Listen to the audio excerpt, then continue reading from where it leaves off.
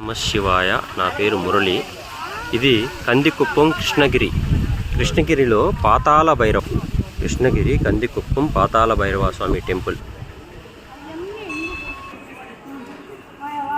ఇక్కడికి ఎవరైనా పెట్స్ని తీసుకొని రావచ్చు.